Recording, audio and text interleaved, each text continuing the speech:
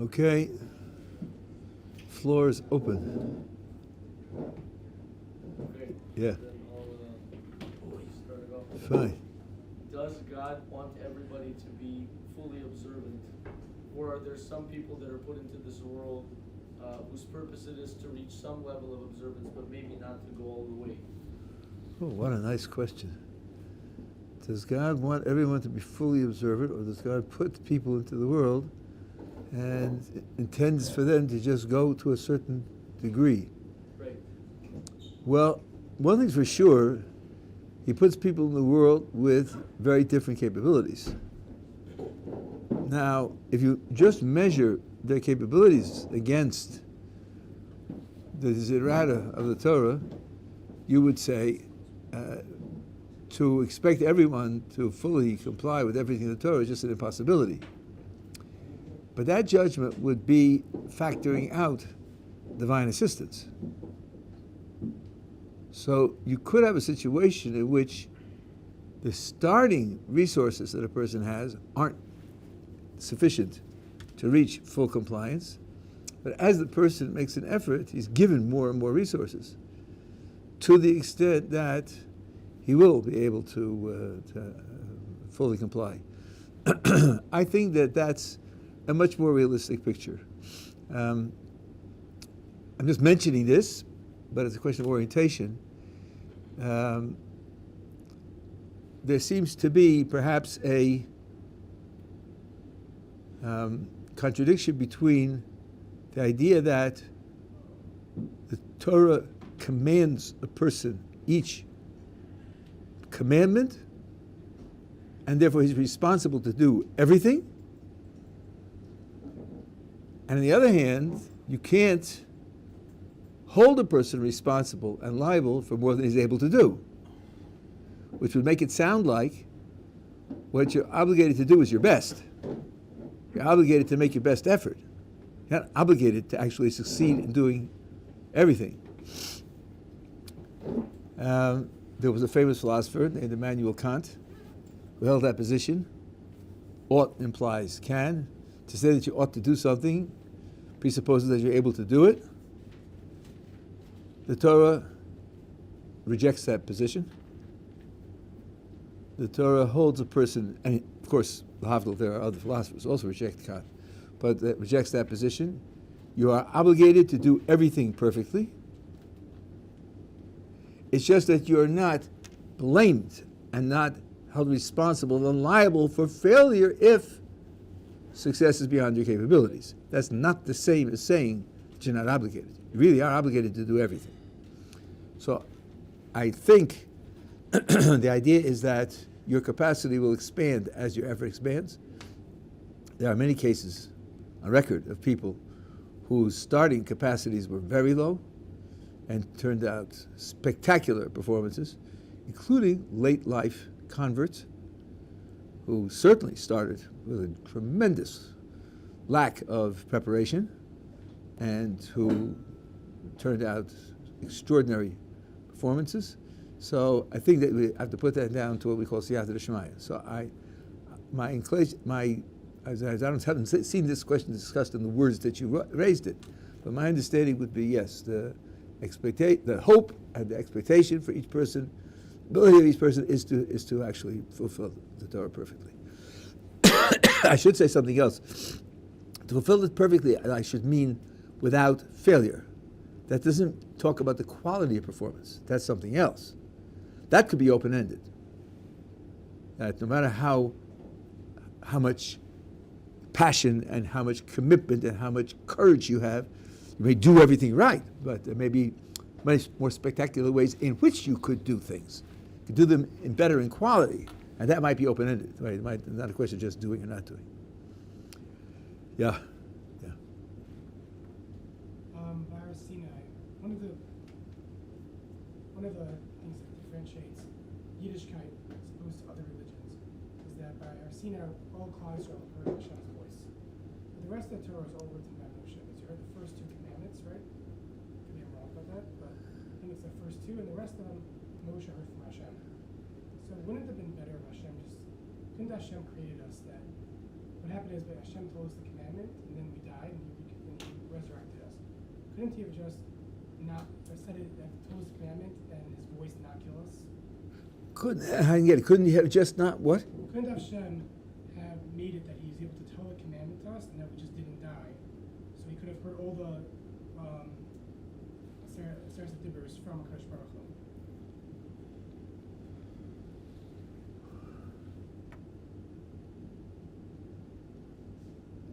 I'm not sure where this is coming from. If you take into account what's going to happen, that 99.999% of Torah information is going to come from Moses. Does it matter whether it's 0.0001% or 0.00015% that they hear directly? Either way, the vast majority of the information is not going to be coming directly from God. So if you take that into account, I don't hear that there's a great gain to be achieved by hearing the rest of the 10 pronouncements. If I understand your question correctly, your question is only about the 10 pronouncements, 2 against 8, or all 10. I don't hear. I hear what Rabbi saying. So why couldn't Hashem tell us the whole Torah? Oh, so that's a different question. Well, we have on record, the Torah itself tells us that after the 10 pronouncements,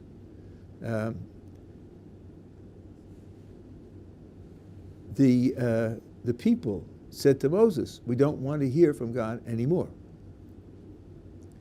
We want to hear from you. And that reaction to the experience is something that God celebrates. Who could guarantee that he would have this heart full of awe and fear that they have today forever? God is overjoyed at their refusal to hear any more from him. And if you think about it, why was the revelation accompanied by the pyrotechnics on Har Sinai, fire on the mountain and the ground trembling under their feet and the smoke and the cloud and the sound of the shofar? Who needs all that? Put a great blackboard in the sky, and write out and say, here it is, the calm voice, any questions, we'll get explanations. Right? Why did he do that? Because he wanted an impression of awe and of fright. That's what he wanted. Now, you could ask why he wanted that. That's a long story. There's a lot to say about it. But it's quite clear that that's what he wanted. Now, your attitude, I think, is expressed by what Rashi quotes as Moses' response. When the people ask Moses to be the in-between, Rashi quotes a midrash explaining Moses' reaction, which was, I was devastated by what you said. I was devastated. Would it not have been better to draw close to God out of love and to hear directly from him and not from me? So Moses was upset with their response, and God was overjoyed with their response. So it's a machlokes between God and Moses. Guess who wins? So God wanted this as a foundational experience that could carry them through centuries and millennia of religious commitment and religious belief and religious development. And what Moses saw as the higher level, which in a certain sense it is, love is certainly a higher level, but it would not be able to be a foundation of that kind. There's a giant literature on love and awe. I spoke about it the other night here for an hour, and how they're related to one another. But the bottom line is, God didn't want a continuous interaction with him. And if you think about the 5 books of Moses, that would have gone on for months, right? It's not something which you can do in an evening. And that would mean they have to be on that level. They had to prepare themselves and purify themselves for that experience at Sinai. And imagine them purifying themselves and keeping themselves in that state for months. That was probably beyond them also. So there was good reason that it shouldn't be done that way. Yeah. The question is, since the point of the world, of the whole creation, is to keep the Torah, and if Chaim says not only that, the Torah is also running and what's keeping the whole world running. The question is, if so, why wasn't the Torah given by the first minute that the world was created? If the whole world is created just for that, why did God wait, 3,000 years till he gave the Torah, which is the actual point of creating the world? Okay, let me just sort of put an additional factor in. I don't think you're missing it, but maybe other people are missing it. the point of the creation is not to keep the Torah, because keeping the Torah is itself a means to something else. It's not that black boxers should be wrapped on with black straps, leather straps every morning. All the mitzvahs are for the sake of achieving dveikus, attachment to HaKadosh Baruch Hu, and that has its fruition in Olam Haba. That's the purpose of creation. But the way in which you get there is Torah. Well, let's remember that God didn't create the world with 1,000+ years before giving the Torah. That's not how he created it, not at all. He created the Garden of Eden. There wasn't supposed to be anything after the Garden of Eden at all. The whole history that we have was just because of a failure. It's a loss. It's a repair for a gigantic loss. The program was, I'm giving these position of the Garden of Eden to the first two people, and I gave them, according to many, 2 commandments, to eat from the trees in the right way and not to eat from the tree of knowledge. And had they succeeded in that, history would have been over. There wouldn't have been 1,000 years of people wandering around without Torah and doing all the things that they did. This is only a way of repairing a broken world. So that's not what he planned and wanted. And the Zohar says that in the mitzvah of not eating from the tree of knowledge were all 613 commandments. They were all contained in that mitzvah. So it was made for Torah. Torah was given to them. They were commanded to do it immediately. And had they succeeded, it would have all been fulfilled. It isn't. That was only a default position afterwards. Yeah. Does God know that it would have such problems? Saying the way I understand the Rabbi is saying that it was a mess up. It wasn't supposed to be like that. Of course, it's a mess up. Okay, so God didn't know that would happen. Once the mess up happened, so Torah should have been given right away. Why? I mean, once you know that there's been a tragedy and has to be repaired, that's like saying, well, he had surgery, let him go home and run track. No, there was a whole long rehabilitative process that was necessary in order to put people back on a level where they could receive the Torah and try to get back on the track of the original thing.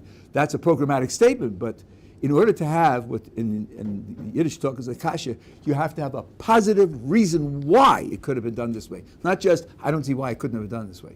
I don't hear any positive reason. Yes, in the back. So, walk through the door, you kiss the mezuzah, but what if you just stand in the door frame? What? I'm not getting it. What did you say? If you stand in the door frame, Yeah. do you have to still kiss the mezuzah?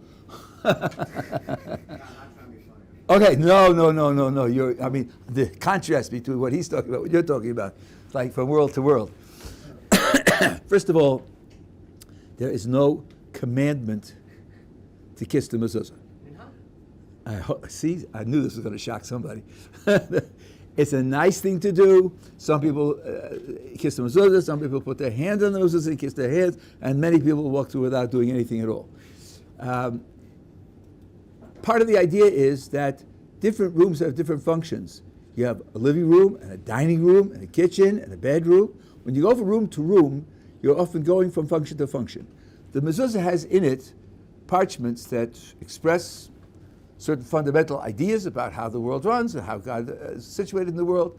And they're like a reminder. Listen, you've been doing X for 2 hours. Now you're going into that room to do Y. Set yourself that when you switch functions, you'll be oriented to be doing it in the right way.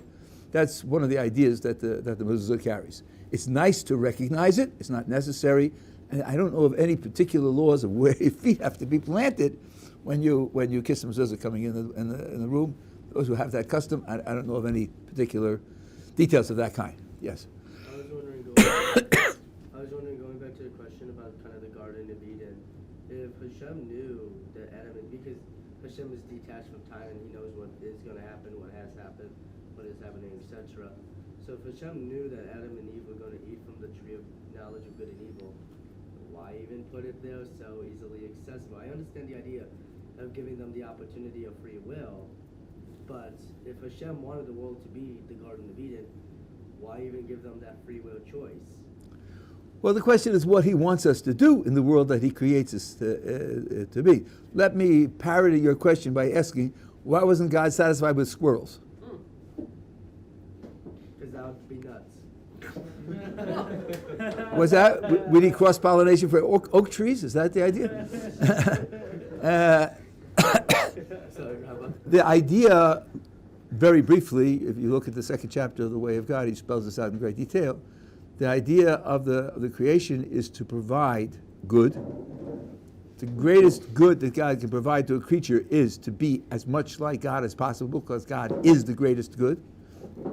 God's nature is independent of all other outside causation. So part of being like God is to be independent in that way, and that independence is given to us through free will. So exercising free will is part of the good that he's giving us by making us able to be like him, which is the greatest good. So we can't do without that. Now, you can change the conditions of free will. You can make the choice harder or easier. That you can do. But then someone has to fine-tune it and say, here are the abilities that you're given, and the resources, and the understanding, and here's how much effort I want from you, and the particular kind of effort that I want from you in this free will challenge to achieve what free will is supposed to achieve. And it's going to be fine-tuned for everybody. It's going to change from time to time, place to place, person to person. That was the fine-tuned amount of free will that they needed to do in order to accomplish what they needed to accomplish. Our conditions of free will are vastly different from those of Adam. Vastly different, because we're in a vastly different circumstance.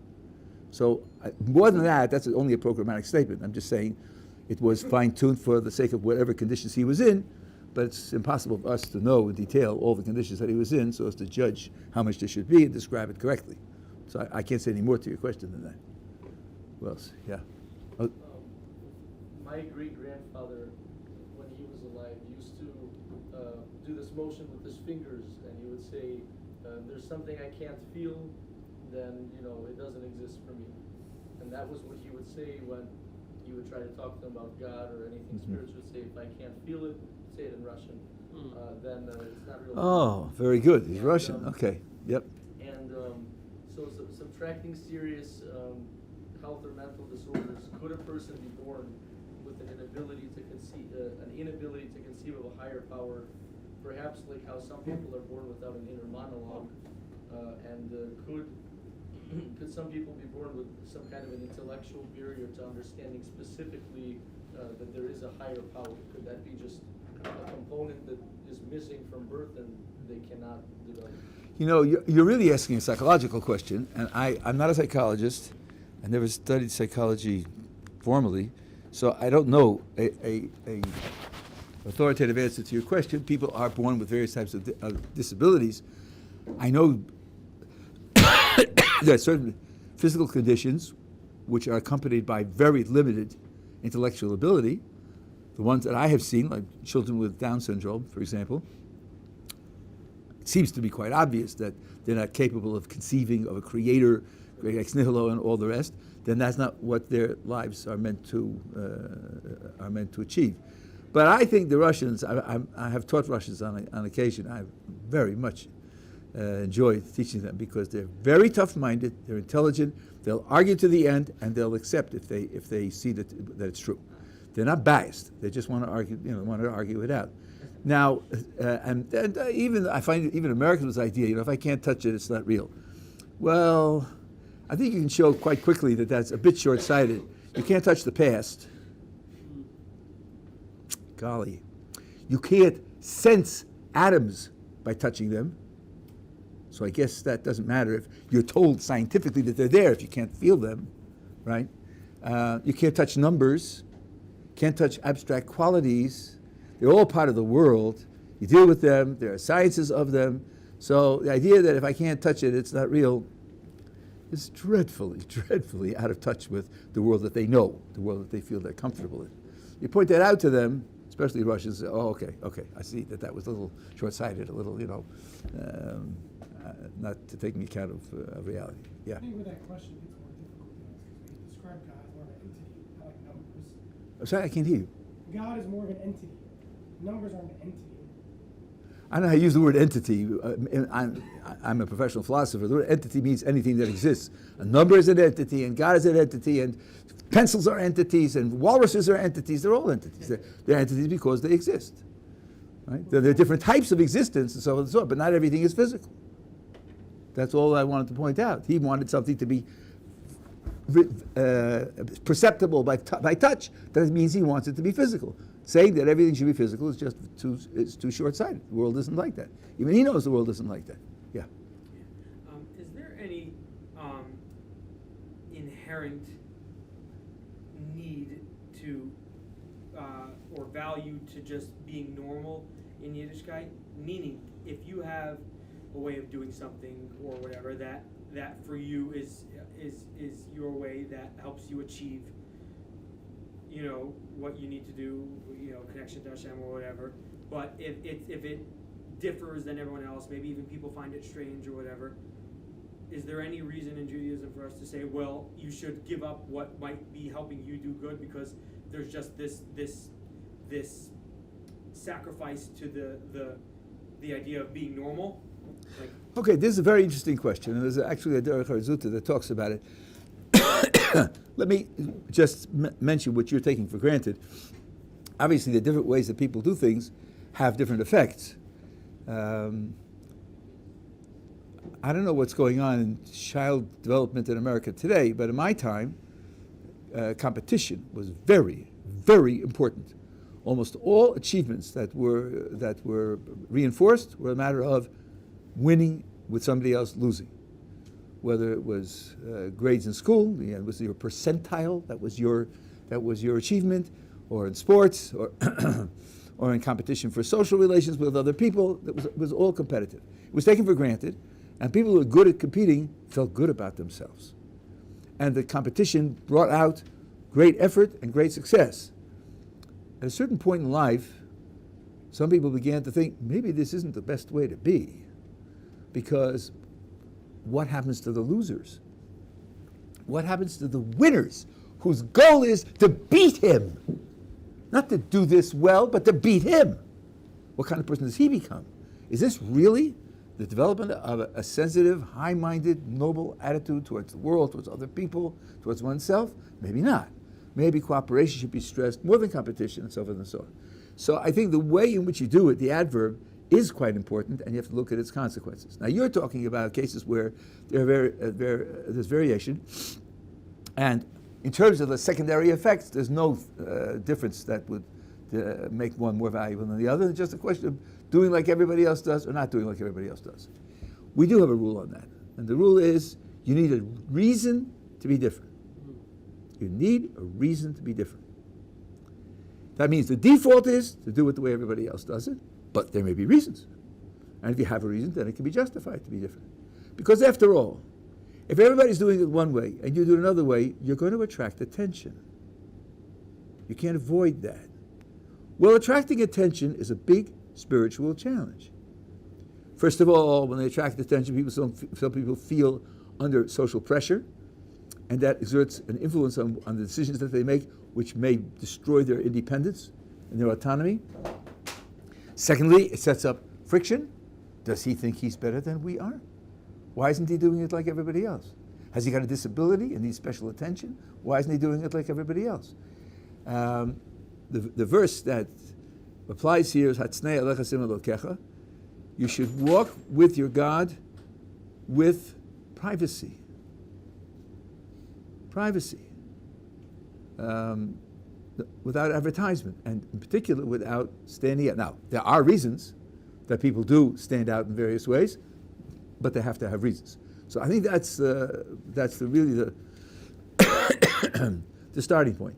That you don't want to attract attention, especially for how long you daven and how you shuckle and how loud you sing and so on and so on, because these things are superficial. We here at the yeshiva, we often have people who come in, and after a month or 2 months, they get the heavy woolen tzitzis, and they put it over their shirts, or something that were just an undershirt with the heavy woolen tzitzis. It's too much to put on a jacket and a hat. But the heavy woolen tzitzis for sure, and we discourage them because we say, making a move in terms of that religious demonstration is supposed to be the expression of an inner transformation. And if you get hung up in the external inessentials, then you can delay the inner transformation, which is the real challenge. So I think that the Derech Har put this way: when everybody's standing, don't sit; when everybody's sitting, don't stand; when everybody's laughing, don't cry; when everybody's crying, don't laugh. Now there are exceptions. Rabbi Akiva laughed when they were crying. Okay, but there are exceptions. There were reasons for the exceptions. So the first thing you have to ask yourself is, Why must I be different? What am I accomplishing by being different that I couldn't accomplish by being the same? If there is something, there's a good reason, then there's no reason. And you can take the position of being different, and not going to affect you negatively too much, then I think it's perfectly all right. But, yeah. Question is, since the soul, as we understand it in Judaism, is a spiritual thing, the question is, how could physical stuff affect it that much? So first of all, my question is, like sugar or caffeine or drugs that change your mood, which is supposed to be a spiritual thing, totally.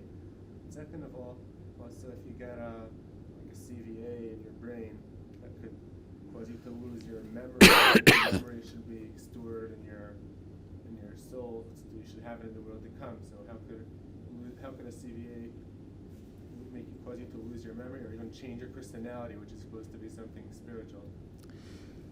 Okay, this question I think is very fundamental. This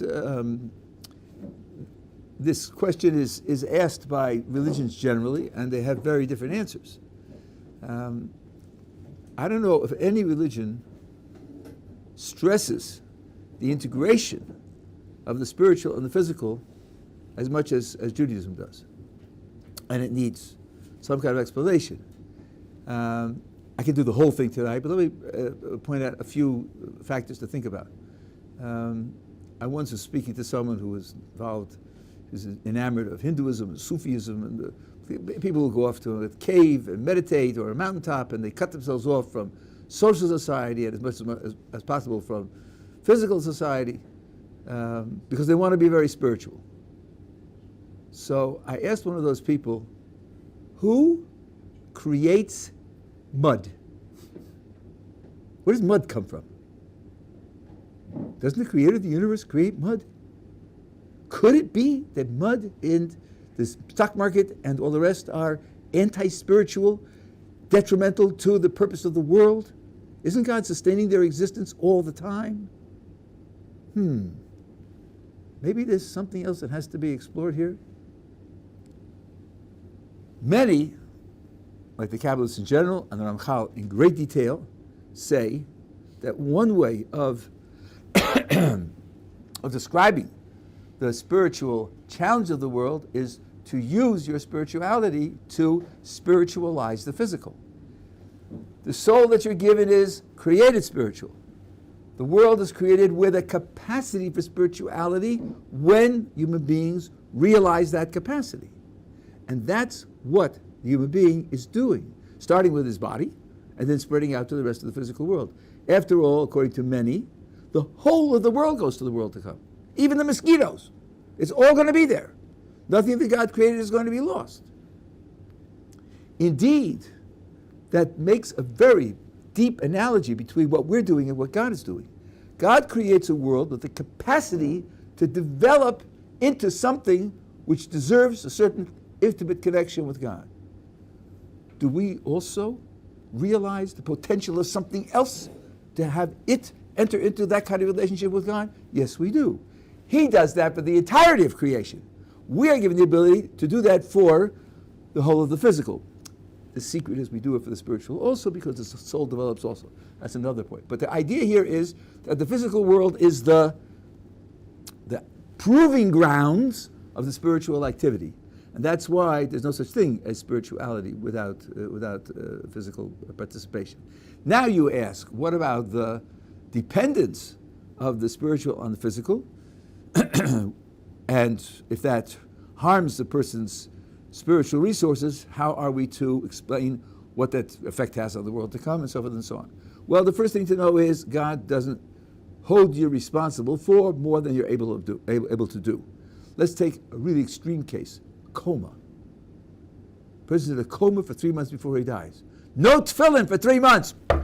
What punishment does he get for that? He couldn't put tefillin on. So there's no punishment for that. It wasn't intended that he should use those 3 months putting on tefillin and giving charity and studying Torah and doing the rest of the things, because God put him in a position where he couldn't do it. The person sustains an injury and that changes personality. And the new elements of personality are beyond his control, beyond his ability to control. Then his challenge is not to control them. When we say, we have an expression in the Torah, you're given the ability to overcome every challenge. that statement has to be understood backwards. It's not that, oh, so I can overcome every obstacle. That's wrong. It's that if I can overcome X, then X is a challenge. And if I can't overcome Y, then Y isn't a challenge. The ability to overcome is what defines what is a challenge and what isn't a challenge. So if some physical circumstance puts me in a position where I'm unable to do X, then that ceases to be my challenge. Then I'm put in a situation where that isn't what I'm challenged to do. I'm challenged with something else. Or I'm put in a situation where I have to endure the inability to face any challenges. And that experience of enduring that is what's supposed to contribute to the continued development of my spirituality. So the idea that the person would be crippled in his development of spirituality because of physical circumstances is one which doesn't apply to the Torah system, because once the physical makes something incapable, that's not part of his spiritual challenge anymore. That's a start, anyway, on the question that you asked. I don't think that I'm answering my question. My question is not how could physical actions affect spirituality. Kind of. The question is how could stuff like drugs or CVA in the brain, which would be a physical problem, or chemicals in the brain affect spirituality, like mood. Okay, but I just answered that. If you took them voluntarily, that's no different from committing suicide or taking a sleeping pill and sleeping for 36 hours.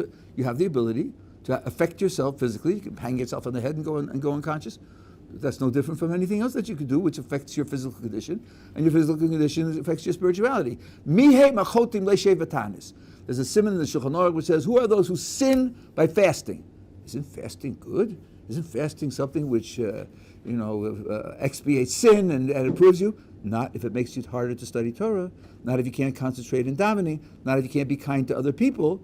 So there, the person who fasts is sinning because it's making it harder for him to do the other things that he needs to do. Of course you have the ability to affect, and it can happen by accident, be struck by lightning and be left incapable, just like you can die, and just like you can faint, so these things can affect your personality. I don't see any challenge here, given that you understand what I said, that your job is to deal with what you have, given the resources that you have. That's all you're expected to do, and the things that affect your personality and all the rest are changing the conditions under which you operate and endure life. I don't hear any more of the question. Yeah. To what extent should a person focus on being involved in the world and spiritualizing it, as opposed to perhaps the other side, something that you sometimes hear is, only be involved in the world and spiritualize it when you have to, as much as you need to, and try to, as much as possible, be purely spiritual. It's, I wouldn't use the word purely spiritual there, but okay, let's leave it aside. I think it varies very much. Surprised the people who think that Rest of Chasidim invented Hisbodedus. Rashi mentions it, the Gemara and the Rabbi mentions it. The idea of going off in isolation to meditate and to gather one's spiritual focus and spiritual strength is recommended. And the Rambam talks in the Moreh Nevuchim about people in a certain condition of spiritual development where time alone is very precious to them, and they will interact with other people only when necessary, because that's their stage of development. And then there are people who are beyond that, for whom the interactions don't cost them anything. But not everybody is like that. So I don't think you can give a general ruling on this. It also depends upon your age, also depends upon your background. One of the things that we try to help people in this yeshiva deal with, we're coming to that period of time now. People who go home, let's say for the summer, or leave the yeshiva to go to yeshiva university, whatever, and they ask quite rightly, how can I keep up the level of spiritual focus that I had in yeshiva when I'm at home? And the short, true answer is you won't. Period.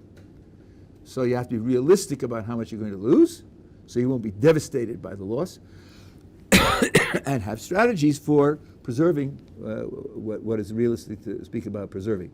How long should you spend in yeshiva, and when should you give it up and go and leave the real world for the phony world of Wall Street and all the rest? Don't talk about going back to the real world. That's terrible. This is the real world. But there are times when you have to sojourn in that world also. So I don't think you can give general directions for that. It's going to depend very much on the person's background, or the person's, people tell me, They come here, let's say, after the junior year in college, and they spend 2 or 3 years here, and they want to go back to finish college. They say, Rabbi, I became frum in college. Don't worry, it's not going to affect me. So I said, I think you're right. I believe you, but you're not going to go up either. You're going to spend all your time just fighting to tread water, fighting not to be dragged down. You'll succeed. You won't be dragged down. But if you're in yeshiva, you'll be going up. So that's something else to think about. But there's no general answer to the question. Yes, in the back. How would you go about, or what advice would you give someone who's trying to figure out, I guess, their greater purpose or their reason for being? That's a very, very difficult question. Figure out your greater purpose.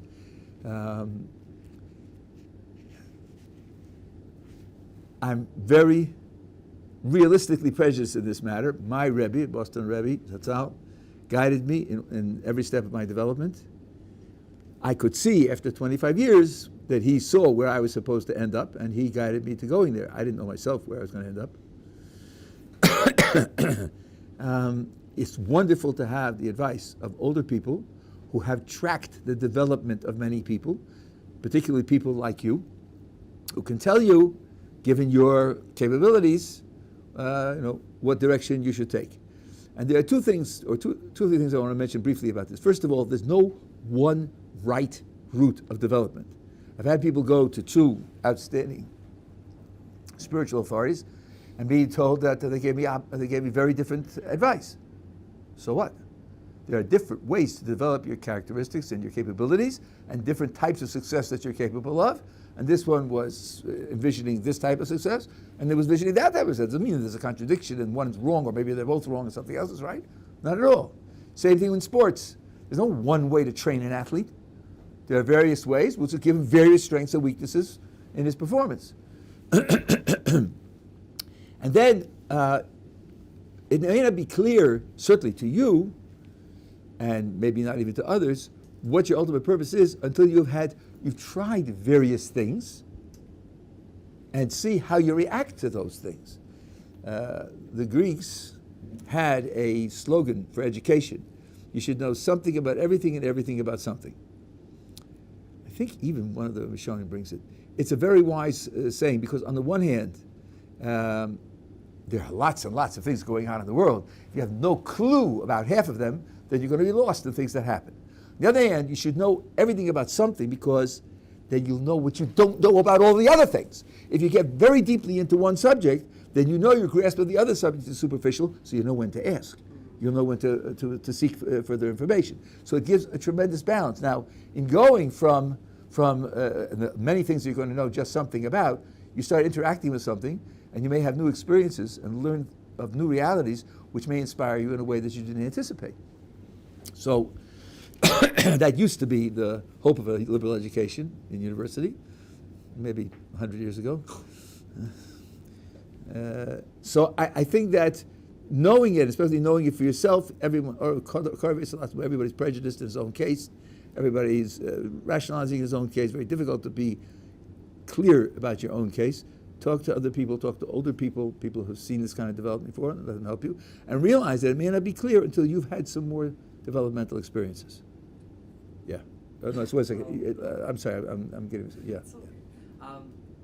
Rabbi, I was thinking about the philosophical answers to free will and trying to raise the level up, not to these like constituent parts of like order, rules versus randomness, but to person or like agent. I was wondering, when you have a person in general, you might be able to say, that's not a person, that's just a pile of atoms, that's just a pile of material. But we obviously don't treat it that way. We treat it as an individual, even physically we seem to. And either that's because there's some hidden element which turns the pile of material into a person, or there's some emergent power from the interaction of the parts which creates a person. Kind of like with music, because if you take any individual note out, or like if you take notes out, it sounds like a mess, and if you take notes individually, there's nothing, but somehow the interplay of notes is a song, and you recognize it as a song.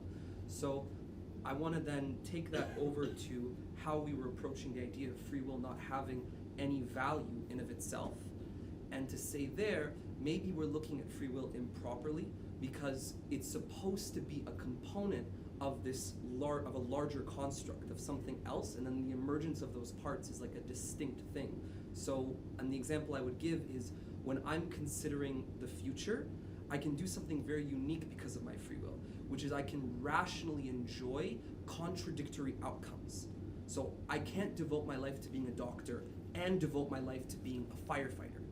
But because of my free will, I understand that both of those routes are available to me. So it's like a union of pleasure, imagination, and free will, which produces an effect which wouldn't exist without the free will, which I'm experiencing now, not as a result that's nestled in the reward in Olam Haba. Okay, when you give a speech like that, there's like a two-week response that's required to go through all of those things. First of all, I'm not sympathetic with the initial description. There's no contrast or competition between saying it's a heap of atoms and it's a person. The person is composed of atoms. Certainly, when you say it's a heap of atoms, you don't mean to exclude its being a person. It doesn't contradict its being a person. You have a gigantic structure made out of bricks. It's also a building, of course. And it's made out of bricks. It's a brick building. So the competition isn't set up that way. Now, when you talk about the difference between there being an extra element or an emergent property, there's a whole philosophy about that. There's materialism, there's dualism ontologically, and there's a dual aspect theory. There's a gigantic literature on that. You're absolutely right that those are the two different ways to look at it. And we have an ontologically dualist position. There's the body and the soul. They're two things, and they interact with one another. There are those who take the dual aspects theory, and they talk about emergent qualities. You use the right word. When a certain complexity is achieved, then certain qualities start to function, which aren't derived from the qualities of the components in and of themselves. This is standard philosophy. And I don't think it's necessary to settle in our case. When you talk about free will, intrinsic means it is valuable in and of itself. In and of itself means without causing anything else, without supporting anything else, without integrating into something else. It's valuable in and of itself. And if there's a complex and this element is needed for the complex to function, that's now called intrinsic. It's playing a role in the functioning of the complex. So that's not going to help with the question of the intrinsic value of free will. It's going to be a separate subject. Yeah. I was wondering, in this week's parsha, Moshe asked Hashem to kind of appoint a leader after him, so that the assembly of Hashem won't be like a flock without a shepherd. I was wondering then why after Yehoshua's death there's no singular national leader. We only get judges that arise, in times of national emergency. So I was wondering either why did Yehoshua appoint his own, successor, or why Hashem didn't order him to do so. That's a very good question. I have no clue. The person you should ask is my wife, because she has studied these matters in great detail, and she's studied Tanakh in great detail, and she writes regularly on Tanakh, so every week. So I could go home and ask her. It's true. I can explain why Yehoshua is, but I can't explain why afterwards, which is your question, that wasn't continued. The whole Torah, as it says in the Sefer Torah about 6 times at least, was given for the sake of getting into Eretz Israel and to having it function in Eretz Israel. In a certain sense, until that starts to happen, Moses' task isn't over. Moses lost the right to go into the land of Israel due to, using very vague term, due to his hitting the rock or speaking to the people in an inappropriate way, which means that without that mistake, he would have taken them in and led the conquest and overseen the division of the land among the tribes, which took 14 years. So that was really part of his project. So Moses is talking about there's someone who can represent him in the project. And our literature says that Moses is like the sun and Joshua is like the moon. The moon reflects the light of the sun. It says that as long as a person's prime disciple is alive, he also is alive, and it's taken from Joshua and Moses. Joshua played the role of a king, just as Moses did. Anyone who violated Joshua's command was put to death. I mean, really, Joshua was like a continuation of Moses' presence. After that, the organization of the community of the population was very loose.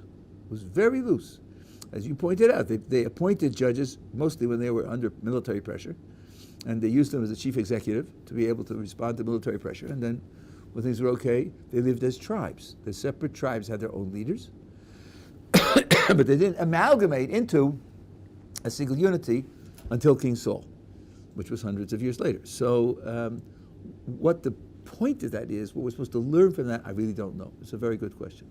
Ask out of other people and see.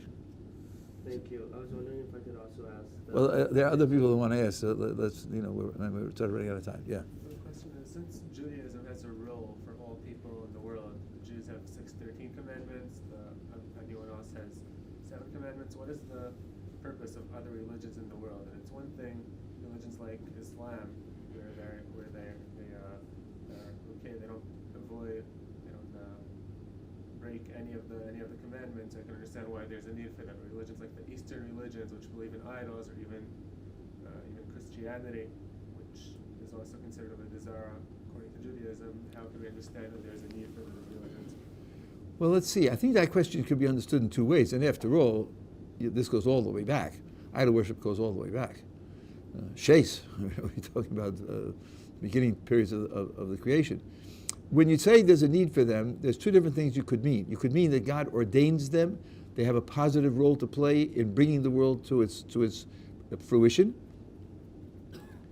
Or you could mean that they are the setting in which struggles against them can lead to the shleimus of the world, like the Yetzer Hara, the evil inclination, which God also created, but not as if that thing in the world represents what God wants for the world.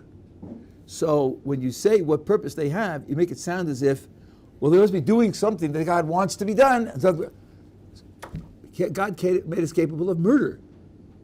I wouldn't ask, well, why does God support murder? When the person pulls the trigger, God makes the gun work and he makes the guy die. So what good is there in murder that it's in God's world? The good is that it's a capability of a human being. It's a crime. God commands us not to do it. And if we do it, then it plays a role indirectly in spiritual development. I don't see why you can't say that about idol worship. Their point is they're trying to serve God in their actions. I don't think you could compare that to murder, which... I don't see why not. Not everybody kills because he's jealous of the other guy's money and so forth and so on. Many people have killed in God's name. The history of the Christian church killed who knows how many thousands and thousands of people in God's name because they were heretics, they were destroying their true religion and so forth and so on. They think that they're serving God, they're just dead wrong about it. So I don't see why that's not a crime.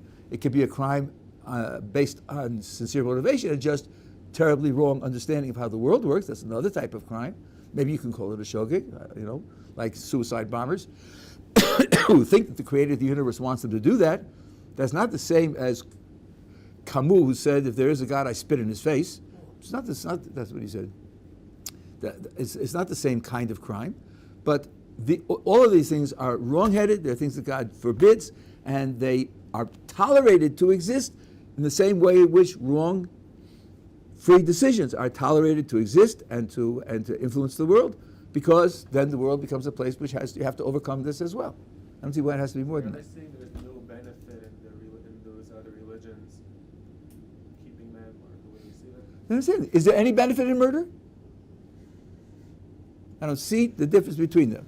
You're asking the same question. I'll give you the same answer. Yeah. Is there any rationale apart from revelation believing in a personal God? I'm not getting the words. Try it again. Is there any rationale in believing in a personal God apart from revelation? Any rationale in believing in a personal God Apart from revelation. apart from revelation? Oh, apart from revelation. Well,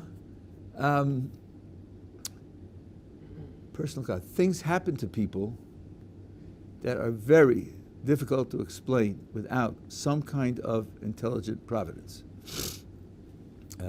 I'll tell you, when I was becoming religious, and I came to my understanding that the Torah is true, and that there was the revelation at Sinai, and the Exodus from Egypt, and splitting of the sea, and all the rest, people started to tell me stories about their Rebbes and the miracles that they did. I said, just leave me out. Okay, I don't need that. I don't see any mitzvah in the Torah to believe in these stories. Yeah, I'm not saying they're false, but I don't need it. My spirituality doesn't need it. And I just sloughed it off until it started to happen to me. And I pride myself of being open-minded enough and objective enough not to just dismiss what my eyes see. You know, who are you going to believe, him or what your eyes see? Some people, that's a question. And then when it started to happen to me, I said, okay. You know, like, I'll tell you one story which made a big impression on me and my first wife. We were very close to the Boston Rebbe Zatzal, 47 years. One Friday morning, he called up, which he did from time to time. I picked up the phone. He said to me, let me speak to your wife. Not hello, how are you, have a good chat, nothing. Let's speak to your wife. I put her on the phone. He says to her, are you all right? She says, yeah. Are you sure you're all right? He asked her 3 times. He said, okay, have a nice Shabbos. Hung up the phone. On Sunday, she had a miscarriage. One call in 47 years. Tell me he got it right by accident. Go ahead, tell me. Pretend. No other call like that in 47 years, and less than 48 hours later, she had a miscarriage. The baby dies 24 to 48 hours before the miscarriage. What do you do with that information when stuff like that? 1 second. That couldn't happen unless, at the very least, he was prompted. He was prompted by something. Now, I'll tell you a story that I just heard from a cab driver last week. He tells me, I know that there is divine providence because I got out of the Army 30 years ago. I decided to become a cab driver. I took a job in an intercity cab. I didn't realize they drive on Shabbos. Came Friday, and the guy says to me, you're going to be here tomorrow, aren't you? I said, no, Shabbos. That, you lose your job. Most of our business on Shabbos, you must be. So he did. Is he feeling terrible? He did. And the next week, he drove again on Shabbos. And at one point, he was taking foreign workers to their work. He's thinking, I'm a Jew driving Goyim on Shabbos. That can't be. The next Sunday, he handed the keys, and he said, I've had it. I'm not doing this anymore. He said, I said to God, you have to take care of me. I'm going to keep your Shabbos.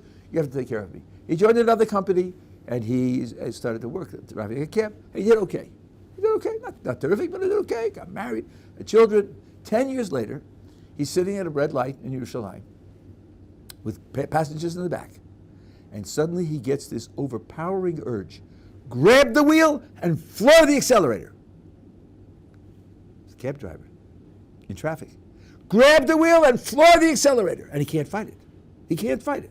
So he's staring at the light. He's grabbing the wheel. He floors the accelerator. And 2 seconds later, there's an explosion behind him. It was a Sbarro explosion where it blew up he was right at King George Street. He was parked next to the Sbarro. Nothing like that happened to him ever before or ever since. It was an accident, right? He just happened to have that. It just happened to work out. Give me a break. You know, if you think that's an accident, don't go into science. No scientist would treat that as an accident. He would look for a cause. So when you have things like this happening, and you're not prejudiced against it, you're not biased because of what your philosophy professor talked to you, say, listen, things are happening here. I had with my Rebbe quite a number of experiences similar to that, similar to mine. Other my friends also had such experiences with him.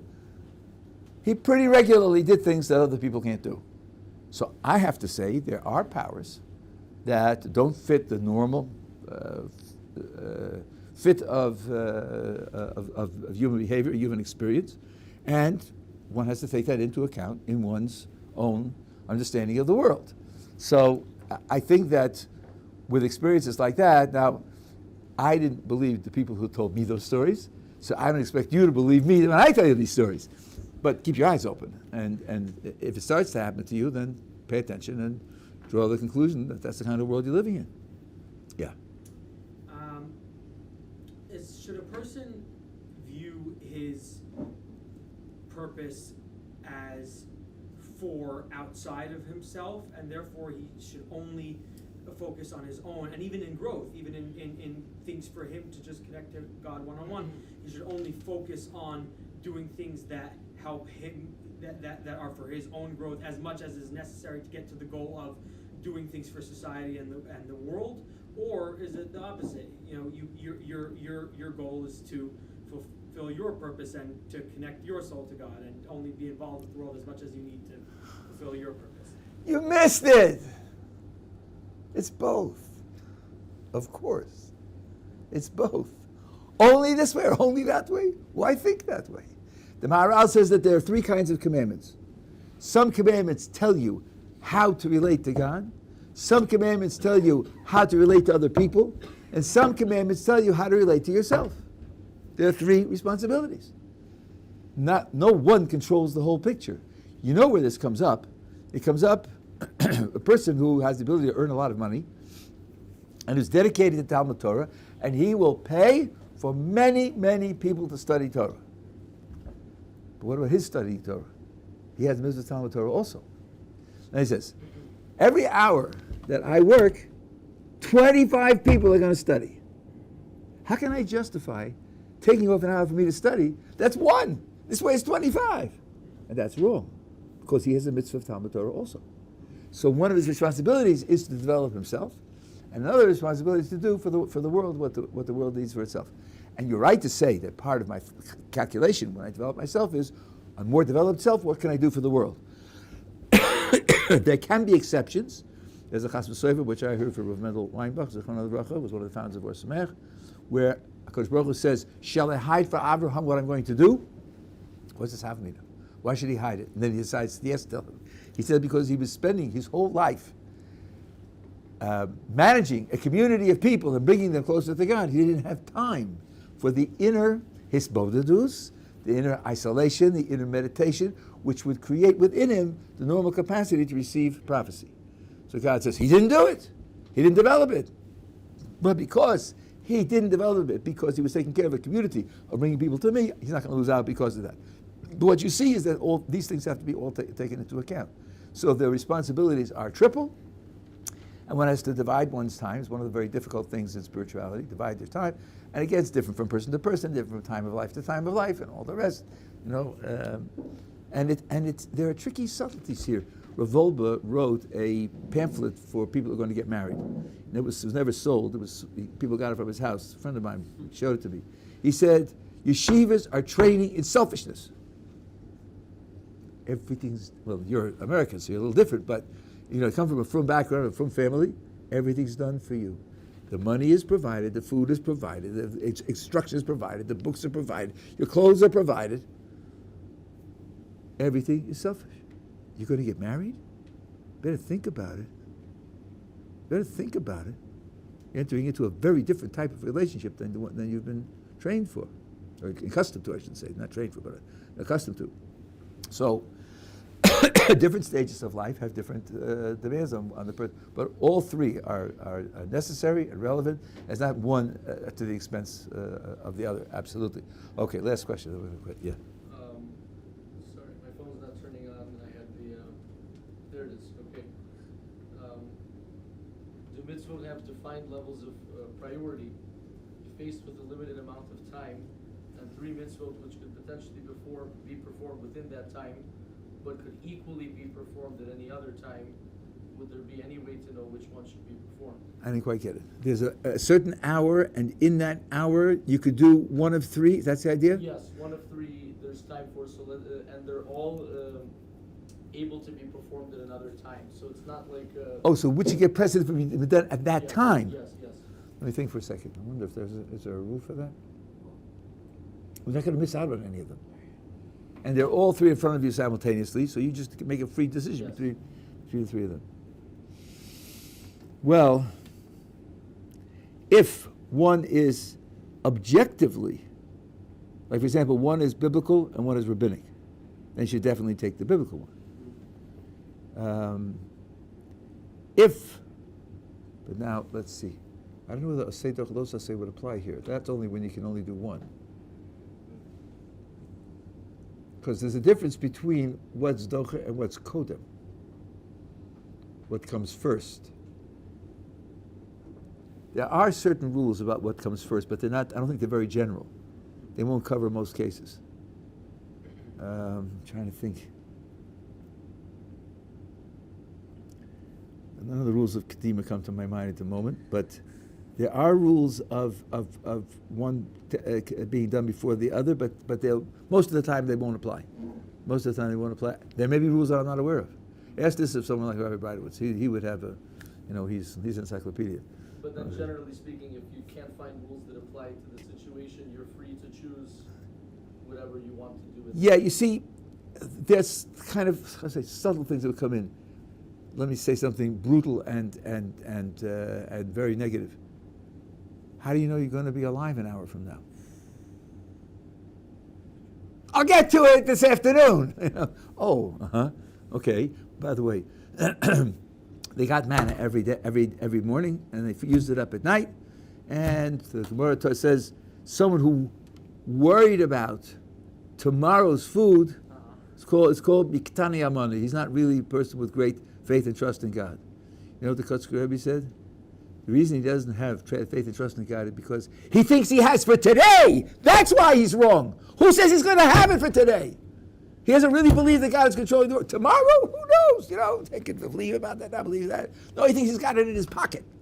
People ask me, why should I daven for health? I'm healthy. I say, you have been healthy. You're not healthy in your pocket. So you say, well, which one shall I do? Because the other ones I can do this afternoon. On those grounds, if there was something more precious about one of them, it would be reasonable to say, I'm doing this one now.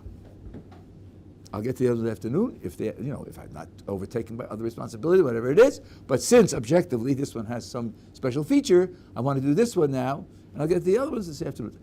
I'm guessing that there are discussions of this type of thing, but I'm just not aware of them. Okay.